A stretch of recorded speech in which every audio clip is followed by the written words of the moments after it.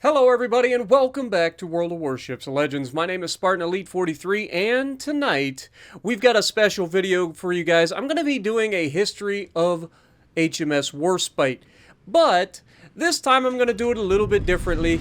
You guys didn't seem to care for the way I did the Texas video, so I'm going to try to include more gameplay footage and then just introduce the pictures as I talk about specific things. Let me know which way you prefer, and let's get right into it.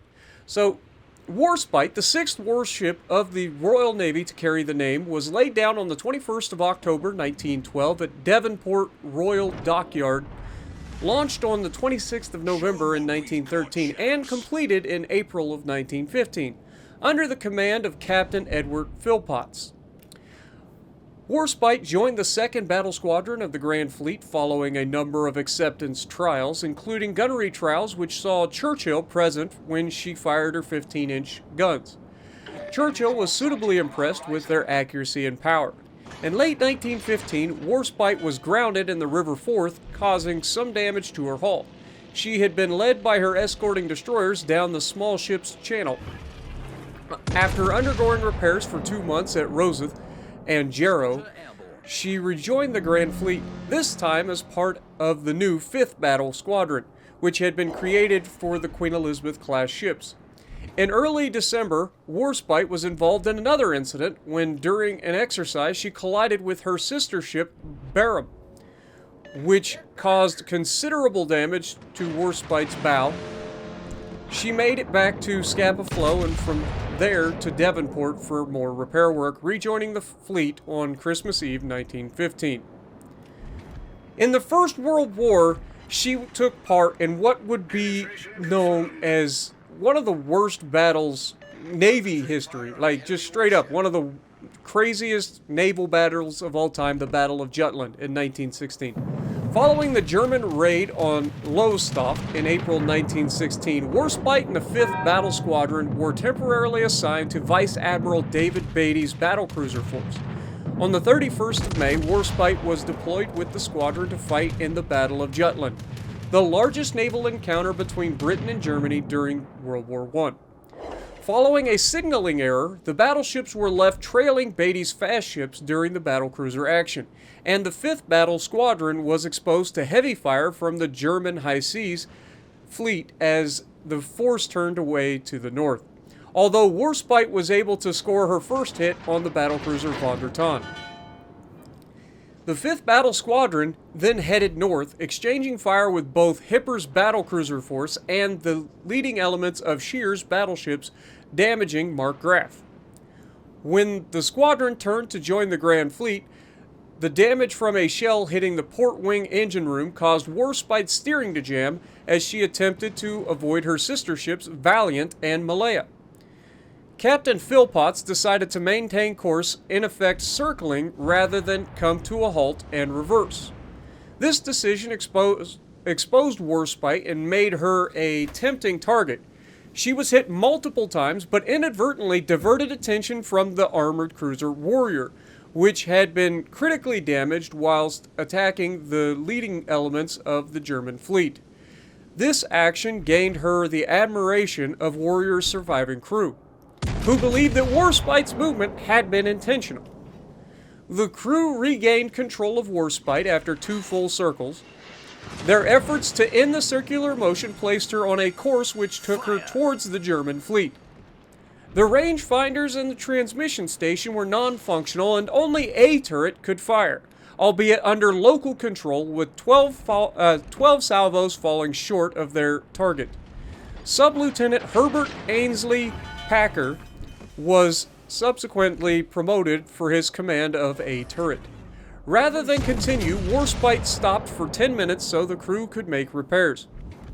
They succeeded in correcting the problem, but the ship would be plagued with steering irregularities for the rest of her naval career.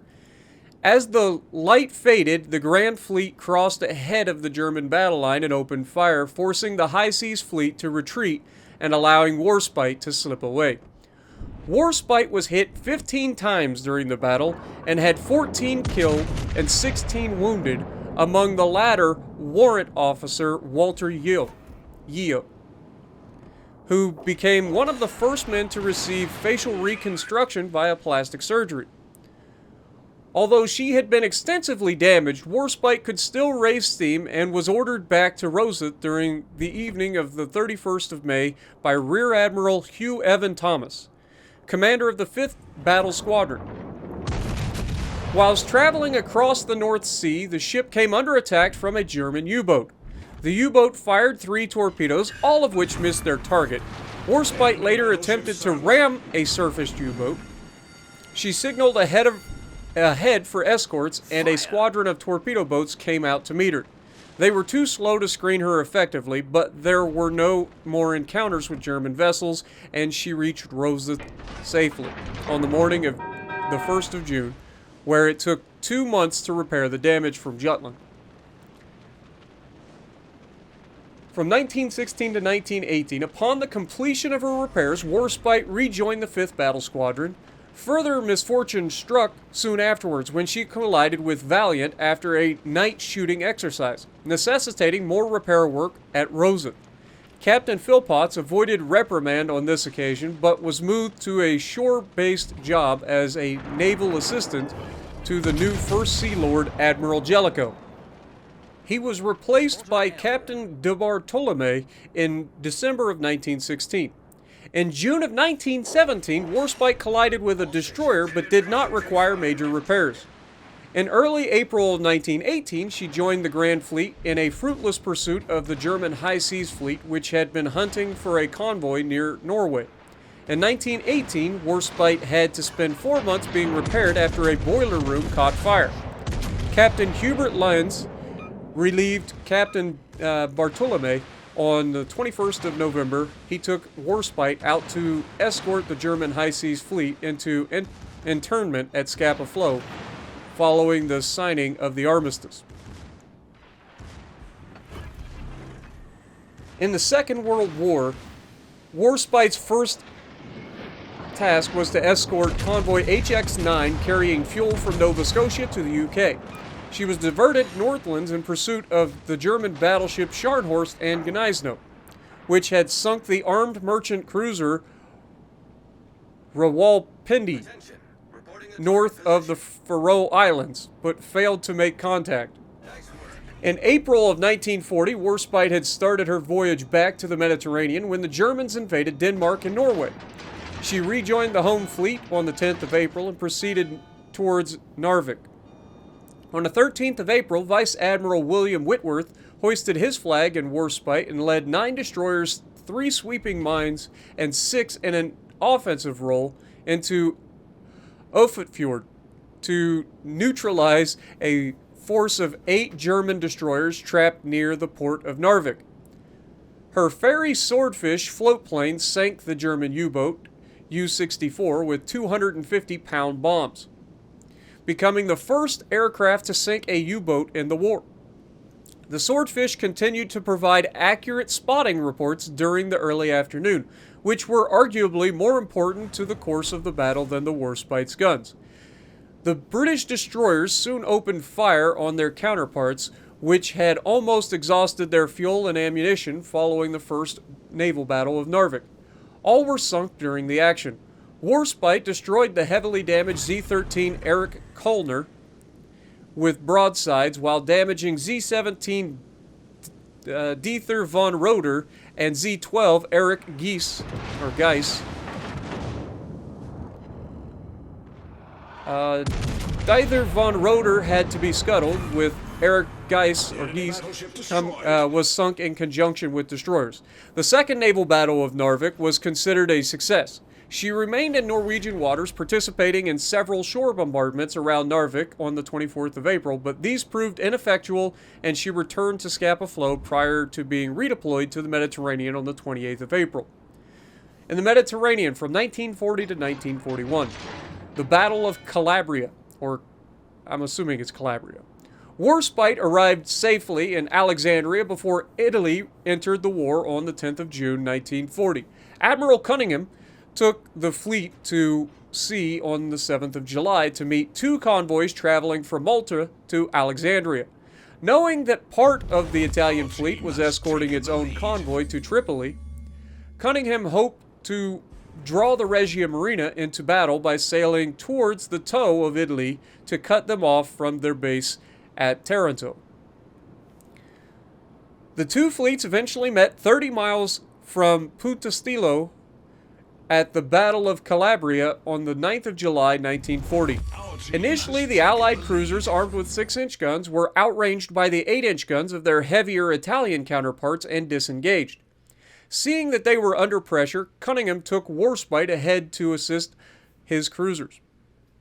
The Italian cruisers turned away under a smokescreen while the battleships Giulio Cesare and Conte di Cavour closed on Warspite before Malaya and Royal Sovereign could catch up.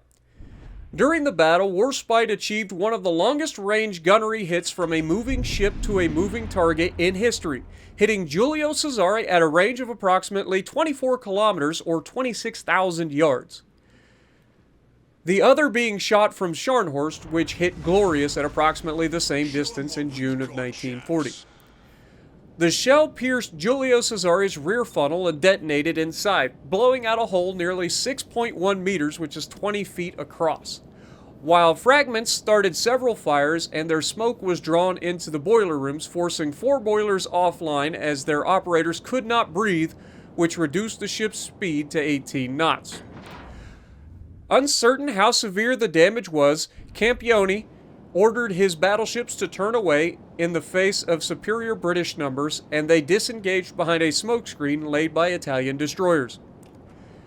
The destroyers and cruisers on both sides continued shooting for half an hour, but with Malaya and Royal Sovereign coming into range, the Italian fleet disengaged. Over 125 aircraft of the Regia Aeronautica attacked the ships over the next 3 hours but caused no damage. Warspite returned to Alexandria on the 13th of July. At Taranto, in mid-August, she set out to bombard Bardia. On the 6th of November, she sailed from Alexandria to provide cover for the Battle of Taranto, a torpedo bomber attack on ships in Taranto harbor. As a result of this attack, Warspite and Valiant were able to bombard the Italian supply base in the Adriatic port of Vlorë in mid-December. On the 10th of January 1941, Warspite was lightly damaged by a bomb while operating with Force A during Operation Excess. Matapan. In March 1941, to support the planned German invasion of the Balkans, Vice Admiral Angelo Iachino's Italian fleet, led by the battleship Vittorio Veneto, sailed to intercept Allied convoys between Egypt and Greece. Warned of the Italian intentions by intelligence from the government code and cipher school at Bletchley Park, Admiral Cunningham took his fleet to sea on the 27th of March 1941, flying his flag on Warspite. On the 28th of March, the British cruisers encountered the Italian fleet and were forced to turn away by the heavy guns of Vittorio Veneto. To save his cruisers, Cunningham ordered an air attack, prompting Iachino to retreat. Subsequent air attacks damaged the battleship and the cruiser Pola, slowing the former and crippling the latter. Vittorio Veneto escaped to the west as dusk fell, but the British pursued through the night, first detecting Pola on radar and then 2 of her sister ships. Warspite and Valiant and Barham closed on the unsuspecting Italian ships and, aided by searchlights, destroyed the heavy cruisers Fiume and Zara, and 2 destroyers at point-blank range. Pola was also struck once. Her crew had been taken off, having established by aerial reconnaissance that the rest of the Italian fleet had escaped.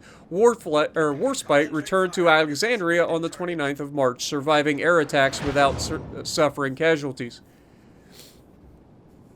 The Battle of Cape Matapan had a paralyzing effect on the Regia Marina, providing the Royal Navy with an opportunity to tighten its grip on the Mediterranean, as evidenced by the unequal Battle of Tarigo Convoy, of the Tarigo convoy near the Kirkina Islands, the 16th of April. This was not enough, and the success of the Afrika Korps in North Africa induced Churchill to order a desperate attack on Tripoli to block the Axis supply route by sinking a battleship in the harbor. Cunningham rejected this plan, but on the 21st of April, he sailed with Warspite to bombard the harbor in company with Barham and Valiant, the cruiser Gloucester, and several destroyers. The raid was ineffectual, partly because of poor visibility created by dust from an earlier RAF bombing raid. The fleet returned to Alexandria without damage. The futility of the mission and the exposure of his battleships led to a tense exchange of letters between Cunningham and Churchill. In Crete.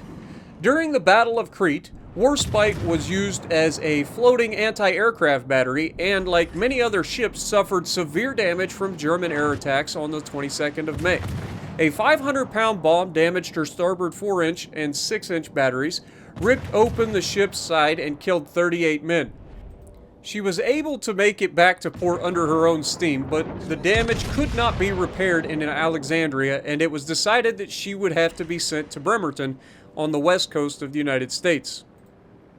In June of 1941, Warspite departed Alexandria for the Bremerton Naval Shipyard in the United States, arriving there on the 11th of August, having traveled through the Suez Canal, across the Indian Ocean to Ceylon, stopping at Manila, then Pearl Harbor, and finally Esquimalt along the way. Repairs and modifications began in August, including the replacement of her deteriorated 15-inch guns, the addition of more anti-aircraft weapons, improvements to the bridge, and new surface and anti-aircraft radar.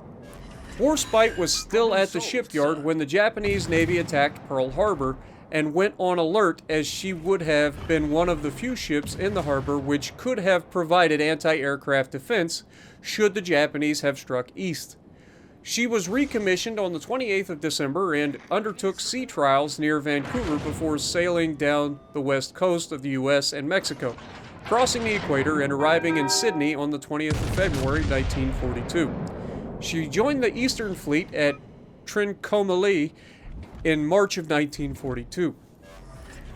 In the Indian Ocean, Warspite joined the Eastern Fleet as flagship of Admiral Sir James Somerville, who had commanded her in 1927.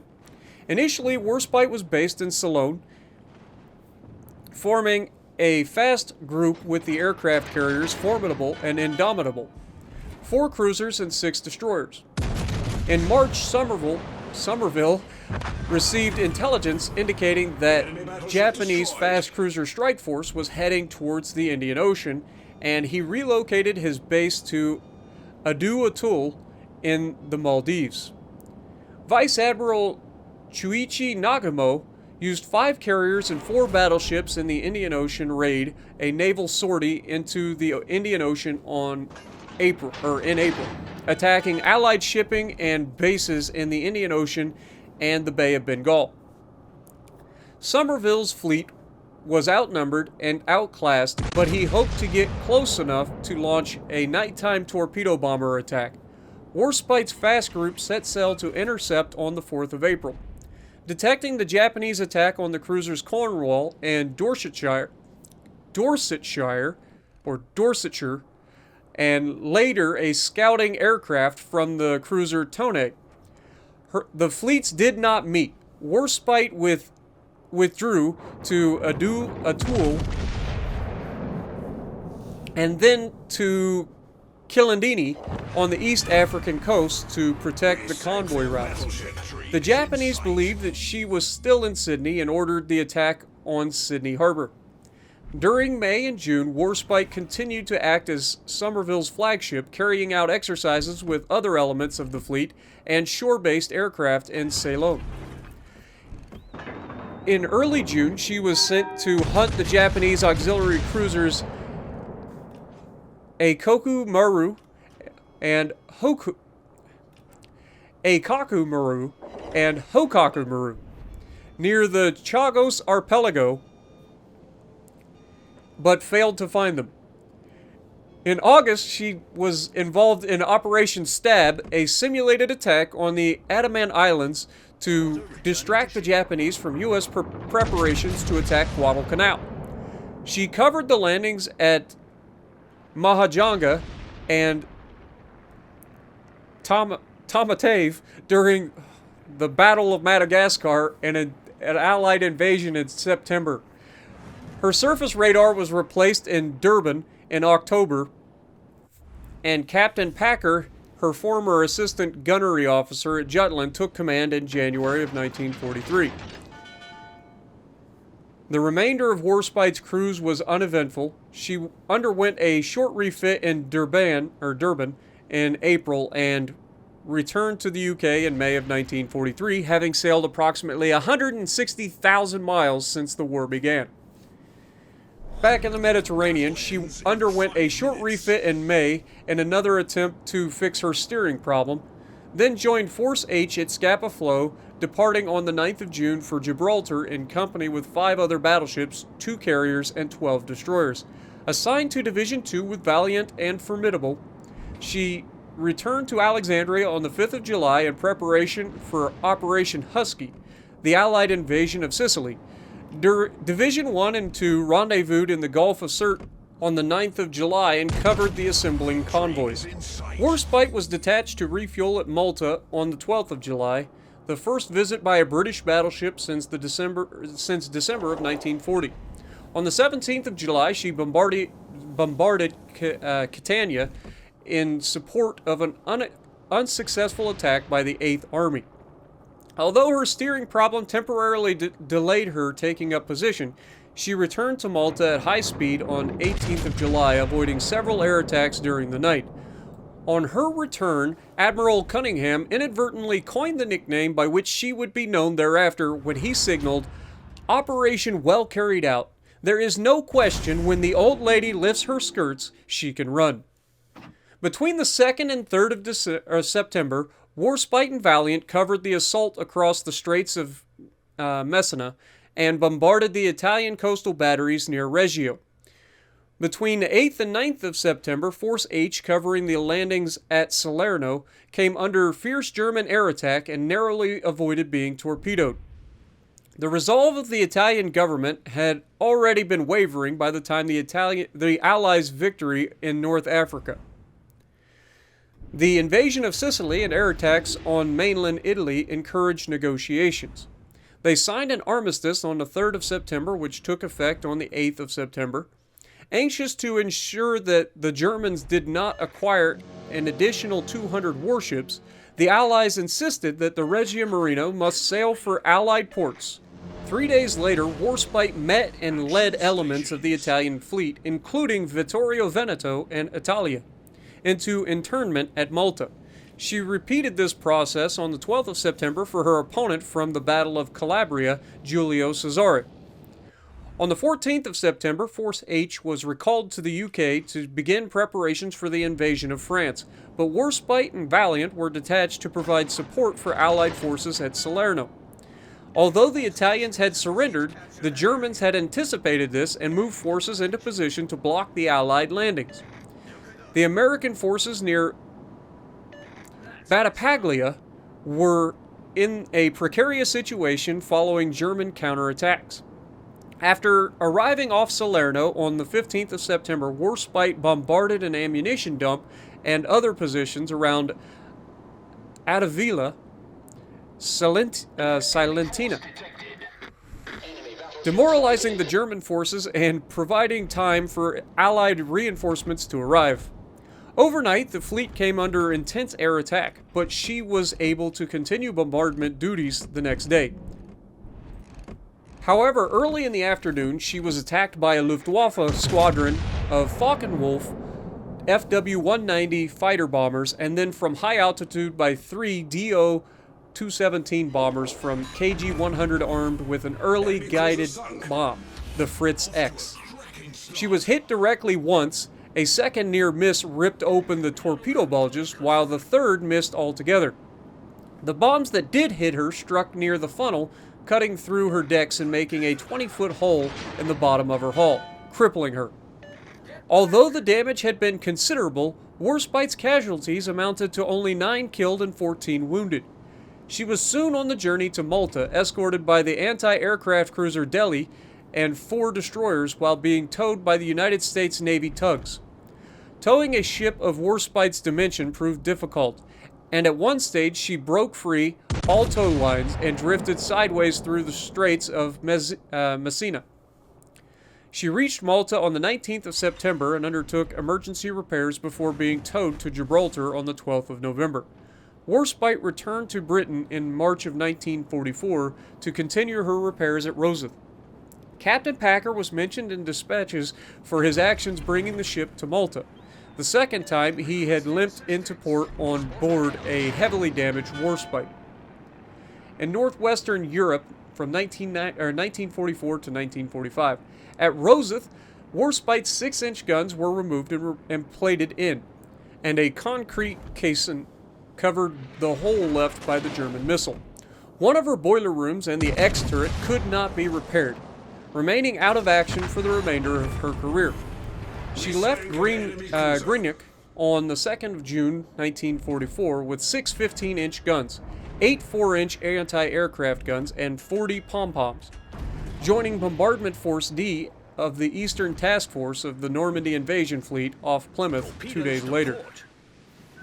At 0500 on the 6th of June 1944, Warspite was the first ship to open fire, bombarding the German battery at Villerville from a position 26,000 yards offshore. To support the landings by the British 3rd Division on Sword Beach, she continued bombardment duties on the 7th of June, but after firing over 300 shells, she had to rearm and cross the channel to Portsmouth. She returned to Normandy on the 9th of June to support American forces at Utah Beach, and then on the 11th of June, she took up position off Gold Beach to support the British 69th Infantry Brigade near Christo. On the 12th of June, she returned to Portsmouth to rearm, but her guns were worn out, so she was ordered to sail to Rosyth via the Straits of Dover, the first British battleship to have done so since the war begun. She evaded German coastal batteries, partly due to effective radar jamming, but hit a mine 28 miles off of Harwich early on the 13th of June. Repairs to her propeller shafts and the replacement of the guns took until early August. She sailed to Scapa Flow to calibrate the new barrels with only 3 functional shafts, limiting her top speed to just 15 knots. Although by now the Admiralty considered her main role was that of a bombardment vessel. Warspite arrived off Ushant on the 25th of August 1944 and attacked the coastal batteries at Le Conquet and Point St. Matthew during the Battle of Brest. The U.S. 8th Corps eventually captured Festung Brest on the 19th of September, but by then Warspite had moved on to the next port. In company with Monitor Erebus, she carried out a preparatory bombardment of targets around Le Havre, prior to Operation Estonia on the 10th of September, leading to the capture of the town 2 days later. Her final task was to support Anglo-Canadian operation to open up the port of Antwerp, which had been captured in September, by clearing the Scheldt estuary of German strongholds and gun emplacements. With the monitors Erebus and Roberts, she bombarded targets on Walcheren Island on the 1st of November 1944, returning to Deal the next day, having fired her guns for the last time. Decommissioning. During her service career, Warspite had lived up to her motto, enduring shellfire, bombing, ramming, mines, and a guided missile. However, time had taken its toll and more modern ships were required to continue the war in the Far East. Although there were proposals to retain her as a museum ship, the Admiralty approved Warspite's scrapping in 1946, and she sailed from Spithead into Portsmouth to have her guns removed. On the 19th of April, 1947, Warspite departed Portsmouth for scrapping at Faslane on the River Clyde. On the way, she encountered a severe storm, and the hawser of the naval tug Bustler parted, whilst the other tug, Matilda III, slipped her tow. In storm-force conditions, Warspite had dropped one of her anchors in Mounts Bay, which did not hold, and the storm drove her onto Mount Mopus Ledge near Cudden Point. Later refloating herself, she went hard aground a few yards away in Prussia Cove. Her skeleton crew of 7 was saved by the Penley lifeboat W&S. There were several attempts to refloat her, but the hull was badly damaged. In 1950, an attempt to refloat her was tried. A large crowd and the media watched on as the salvage crew set to work. Despite the use of 24 compressor tanks pumping air into her tanks, the salvage failed. There was insufficient depth of water to float her clear of the reef in a rising southwesterly gale. The salvage boat Barnett, standing guard overnight under the Warspite's bow, was holed in the engine room, towed off, and eventually drifted ashore at Long Rock, a few miles to the west. However, by August, the battleship was finally beached off of St. Michael's Mount, and after further salvage, another attempt was made to refloat her in November. The Falmouth tug Masterman spent the night on the Hogus Rocks after failing to tow Warspite, and her sister tug Tradesman had 60 feet of wire wrapped around her propeller when trying to haul Masterman off the rocks. Aided by her compressor and 2 jet engines from an experimental aircraft the Hulk was finally moved 130 feet closer to the shore, and by the end of the summer in 1955, on-site scrapping resulted in her disappearance from view. According to the contractors, it remains the largest salvage operation ever carried out in British waters. A memorial stone was placed near the seawall at Marazion and later moved a short distance.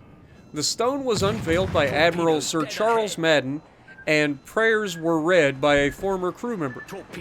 The remains of the masts lie in the yard at Porthenall's house, Prussia Cove, and one portion was erected on a headland overlooking Prussia Cove. One of her 15-inch tompions and her chapel door are held by the Royal Navy Museum in Portsmouth.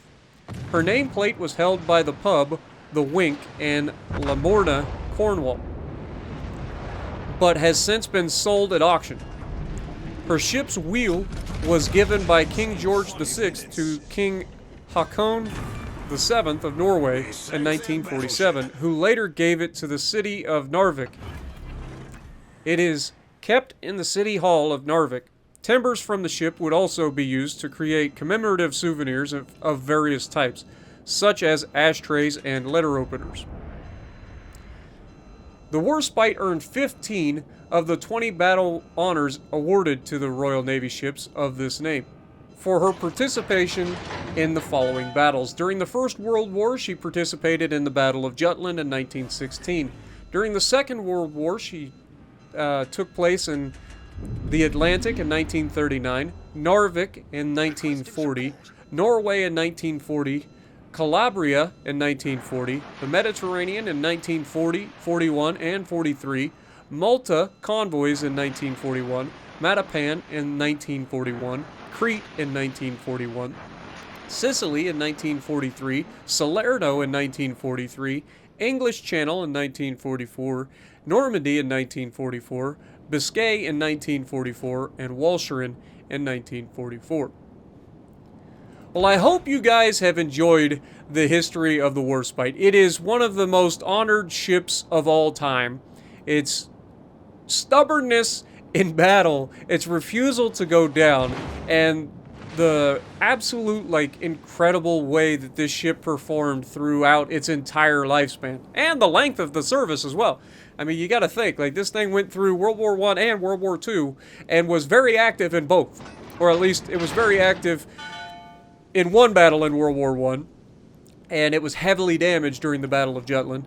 And then in World War II, it was still very active. And despite its being crippled early on in her career with damage to her rudder that never really got finished being fully repaired, she kept fighting, she kept being where she needed to be, and kept bringing good things to everybody that needed her. And that's one of the things that I think a lot of people overlook, is just, like, you know, everybody likes to say that as an American, I'm biased towards the American ships, and that's just not true. While I am American, and I do love my American ships, I enjoy the history of all of the ships. And I'm not gonna lie, this battle in particular really does irritate me. I'm not gonna lie. That freaking destroyer was so perfectly played that he just won the match for his team with that last second reset. You can see I'm trying to stop here. I probably should have just rolled in and ruined this West Virginia here, but I didn't. And because of that, I decided to take my time and try to win this the old-fashioned way. I leave the cap, and the destroyer is going to get into the alpha cap, and he's going to be able to stop us from getting points. We now have failed to flip this cap in the middle, and we're going to lose this match because of it. That last second reset by that guy ends up completely ruining this for us. Now, this West Virginia and I do end up finishing the battle that we always managed to know was coming. Like, this guy and I had fought each other from the beginning of the fight all the way through, and we managed to eventually come back to settle it one last time, proving that Warspite just refuses to go down until she accomplishes her mission, right? That is her goal. She takes a shot here, right through the back. Unfortunately, the shots fall short. We do hit him one more time. He's got us down to 8,061 hit points, which is not a lot. And considering he has 16-inch guns, angling's not going to do me any good here. He's going to kill me on the next shot. If he gets a decent salvo, I'm dead. I did make an effort to try to get back into the cap, delay them from getting points, but it's too late in the battle. There's less than a minute to go. This is our last chance to get any sort of damage here. We open up the guns, we get a full broadside away one last time before we go down. And what happens? We manage to leave him alive. We hit him with 3 full pins, or 1 full pin, 2 over pins. But we ended up having a solid game. 4 kills, 1,812 damage, top of the leaderboard, all the things. You can see I'm a little frustrated here at the end of the battle with the Tennessee. I'm like, dude, if this guy had just, like, gotten up in the fight, he could have easily killed that destroyer, the T-61. He could have easily killed him, or at least seriously damaged him and kept him from potentially getting to the cap soon enough. You never know. Like, it's just one of those things where we both ended up getting 7 out of the enemy. There was... all of the people that died in this lobby were killed by me and the Tennessee. That's ridiculous. There needs to be more people that are participating in the battle. But, is what it is. We did everything we needed to do. 148,000 damage there. And sometimes you just can only do what you can do, right? We did everything we could. It just wasn't meant to be.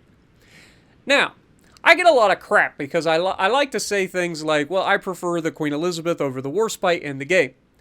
This last match is going to showcase, you know, the Warspite in all its glory. Like, this is going to be a solid game. Like I've said, every match that we showed you guys today was really, really solid in terms of a Tier 5 battleship. The Warspite and the Queen Elizabeth are by like, heads and toes, like, I don't know what that means.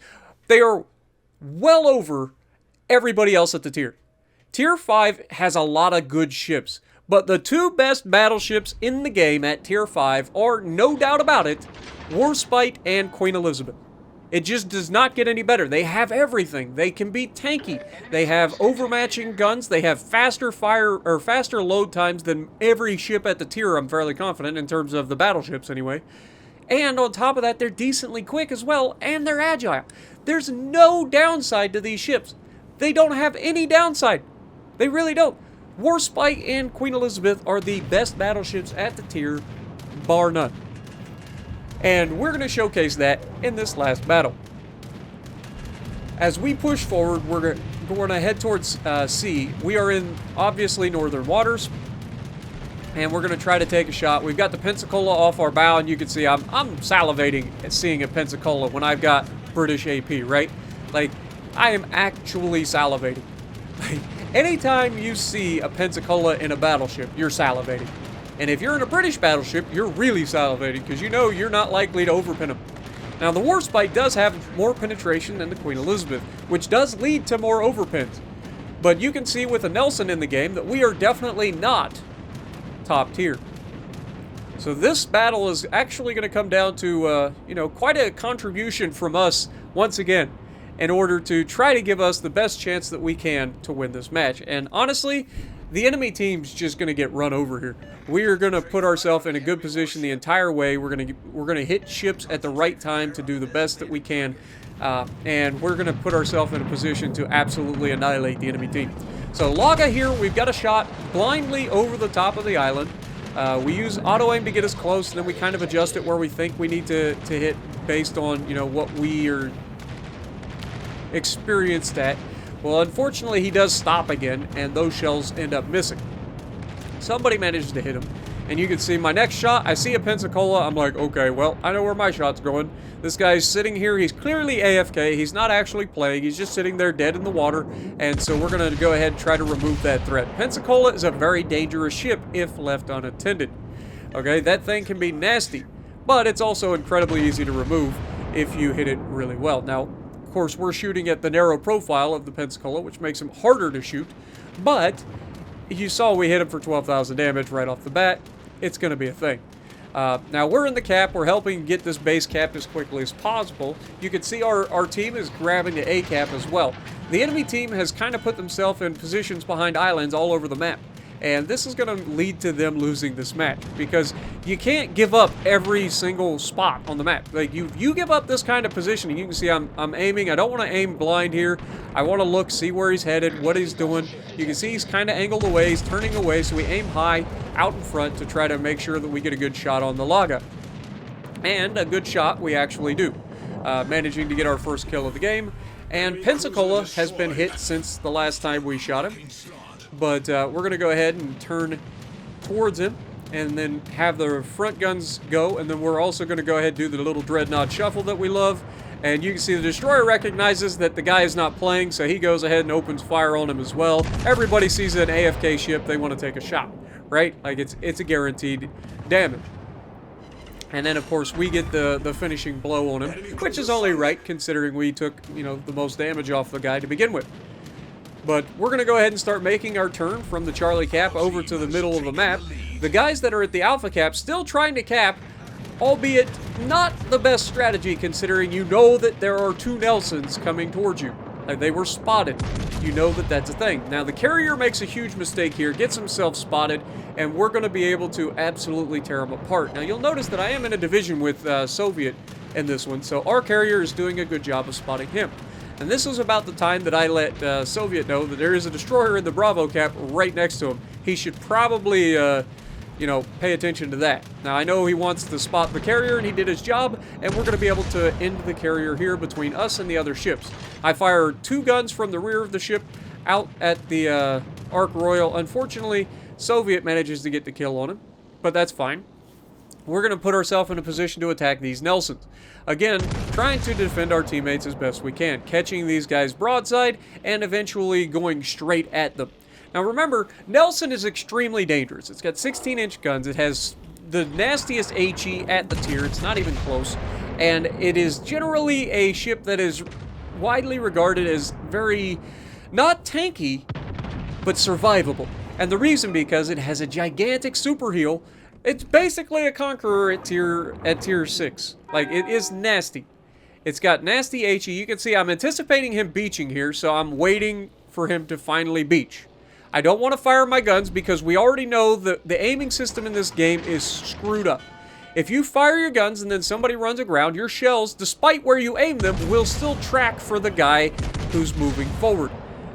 even if you knew he was going to run aground. But because we wait, you can see we managed to get some good shots here. Not the best hits. We did get 7 overpins. Unfortunately, we aimed a little too far forward. We want to hit behind the guns there, and I think we would have absolutely mangled him. Now remember, it's a Nelson. We already talked about those super heals. He just lost an incredible amount of damage. But it doesn't matter because he's a Nelson. He's going to heal that stuff back, and you can already see he's already hit the button, and he's getting a crap ton of health back. We take a shot at the broadside of a Nelson, and this is what you salivate for. Like, you're just like, oh my god. The closer I get, the more likely I am to Citadel these guys. Okay?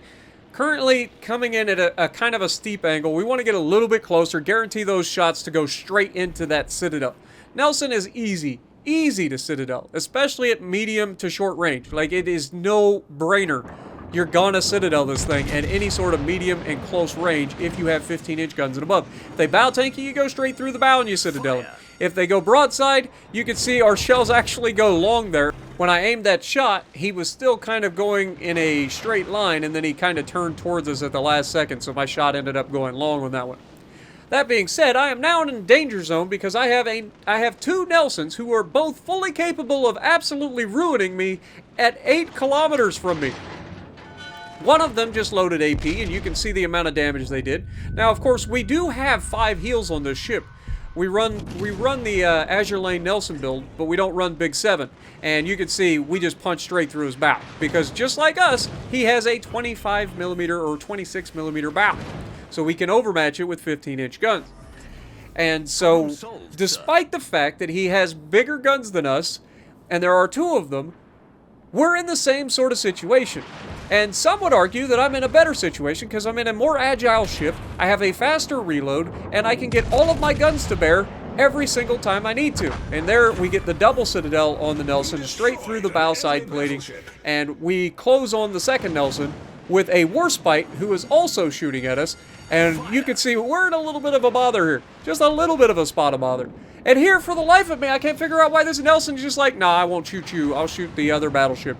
Like, I'm 3 kilometers from you, my guy. But maybe he thinks if he just stays bow into me, I can't overmatch him. Well, he's wrong, as we Citadel him through the bow of his ship. Just showcasing that the Nelson, if you go bow into anything that overmatches you at any sort of short to medium range, you're dead. There's nothing you can do about it. You're going to die. You can see we finally get another heal. We're going to go ahead and heal that back. Warspite living up to her name. The grand old lady just refuses to give up. Like, no matter what. Whether in real life or in the game, you cannot count a Warspite out.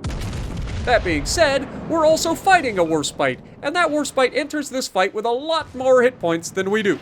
Now, I don't know what the battleship is to my left. All I know is I need to make sure that I get all of my firepower to bear on this guy, if at all possible. And at this point, I'm thinking, okay, he's going to try to ram me.